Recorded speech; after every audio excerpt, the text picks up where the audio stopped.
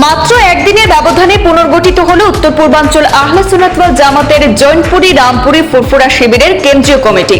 এই শিবিরের কেন্দ্রীয় কমিটির সভাপতি হিসাবে নির্বাচিত হয়েছেন শিলচরের হযরত মাওলানা আনোয়ার উদ্দিন তালুকদার এবং সাধারণ সম্পাদক নির্বাচিত হয়েছেন রাতাবাড়ি টাইটেল মাদ্রাসার প্রাক্তন উপাধ্যক্ষ হযরত মাওলানা বদরুল হক খান।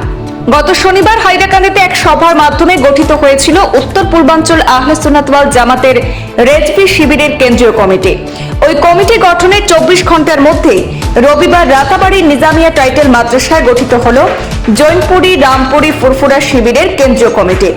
রাতাবাড়ি টাইটেল মাদ্রাসায় রবিবার এই কমিটি গঠনে আসামের বিভিন্ন জেলা এবং প্রতিবেশী রাজ্য ত্রিপুরা থেকেও প্রতিনিধিরা যোগ দেন। কমিটি গঠনের পূর্বে সাধারণ আলোচনা সভা এবং প্রতিনিধি সভা অনুষ্ঠিত হয়। অধিবেশনে উত্তর পূর্বাঞ্চল আহলে সুন্নাত ওয়াল জামাতের পূর্বতন সভাপতি তথা রাতাবাড়ি টাইটেল মাদ্রাসার শেখুল হাদিস হযরত মাওলানা আব্দুল জলিল নিজামীর সভাপতিত্বে সভায় নতুন কমিটির পদাধিকারীদের নাম ঘোষণা করেন শেখুল হাদিস হযরত মাওলানা আব্দুল জলিল নিজামী। উত্তর পূর্বাঞ্চল আহলে সুন্নাত ওয়াল জামাতের জৈনপুরি রামপুরি ফুরফুরা শিবিরের সভাপতি হিসাবে নির্বাচিত হয়েছেন শিলচরের হযরত মাওলানা আনোয়ার উদ্দিন তালুকদার এবং সাধারণ সম্পাদক নির্বাচিত হয়েছেন রাতাবাড়ি টাইটেল মাদ্রাসার প্রাক্তন উপাধ্যক্ষ হযরত মাওলানা বদরুল হক খান।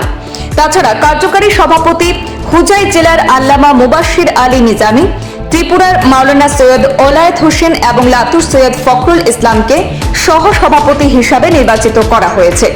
সংগঠনের মুখপাত্রের দায়িত্ব পেয়েছেন শিলচরের মাওলানা মাসুক আহমদ লস্কর। তাছাড়া সংগঠনের মুখ্য উপদেষ্টা হিসাবে নির্বাচিত হয়েছেন শেখুল হাদিস হযরত মাওলানা আব্দুল জলিল নিজামী। এই কমিটিতে রয়েছেন উজানডিহির পুরানবাড়ি সৈয়দ মাওলানা মুস্তাক আহমদ মাদানী, উজানডিহির নতুন বাড়ি সৈয়দ জুনায়েদ আহমদ মাদানী, বাগপুরের সুফি জমিলুন নবী, বাঘাটরের মাওলানা মবরুর আহমদ, বদরপুরের মাওলানা মুস্তাক আহমদ সহ অন্যান্য বিশিষ্টজনরা। যেমন উত্তর পূর্বাঞ্চল আহলে সুন্নাত ওয়াল জামাতের সদস্য কারা কারা এটা সারা নাম আপনারা শুনে নিয়েছেন। কয়েকজনের একটা দায়িত্ব দিতে হয়। এই হিসাবে উত্তর পূর্বাঞ্চল যদি আপনারা রাজিটা মধ্যে চক্রি দিবা, উত্তর পূর্বাঞ্চল আহলে সুন্নাত ওয়াল জামাতের সভাপতি পদে আলহাজ হযরত মাওলানা আনোয়ার উদ্দিন তালুকদার সাহেব,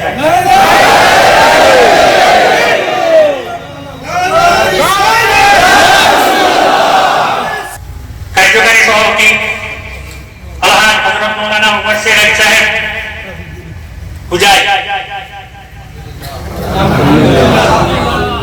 সহ সভাপতি সৈয়দ ওলায়েত হোসেন সাহেব ত্রিপুরা, সহ সভাপতি সৈয়দ ফখরুল ইসলাম সাহেব লাতুর, সহ সভাপতি হযরত মাওলানা আলিম উদ্দিন সাহেব জানকিবাজার। সভাপতি সাহেবের কাছে আমি হইয়ার না আমার মুখে সভা থেকে পিছিয়ে থেকে আমার কাছে একটা দরখাস্ত, আমি যেগুলোর নাম কইব মুবাশশির আলী সাহেব নিশ্চয়ই আইতে পারছেন না। সৈয়দ মাওলানা ওলায়েত হোসেন সাহেব আপনি একবার ধ্যান করে নিলেন, ধ্যান করা তো আমরা রবিবার দেখি নেই।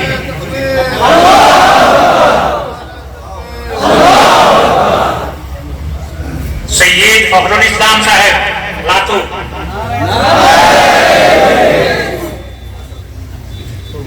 মুবাশশির আলী নিজামী পাবিজুরি,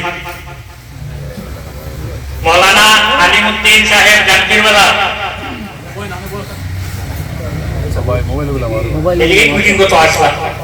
আচ্ছা,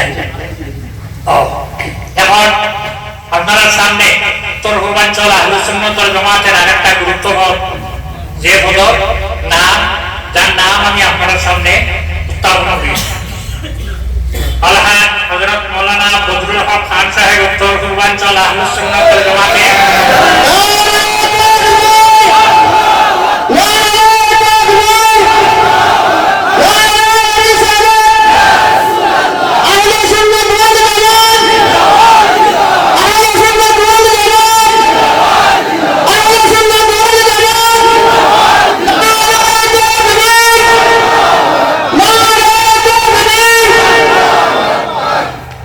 সাধারণ সম্পাদক, জেনারেল সেক্রেটারি।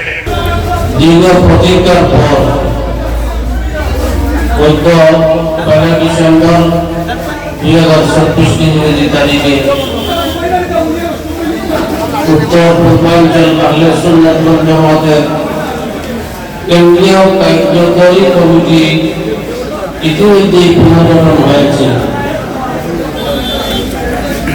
সেই পুনর্গঠন প্রক্রিয়ায় আমি অদমকে ফজলুল হক খান আমার নাম, আমি অদমকে একটি গুরুদায়িত্ব দিয়েছেন উত্তর পূর্বাঞ্চল আহলে সুন্নাত ওয়াল জামাতের সাধারণ সম্পাদক হিসাবে।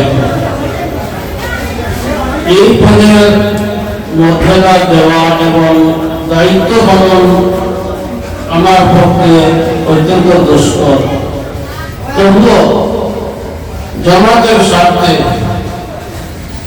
আল্লাহ রসুলের জামাতের স্বার্থে, আহলে সুন্নাত ওয়াল জামাতের স্বার্থে এবং আমাদের মুরব্বিগণের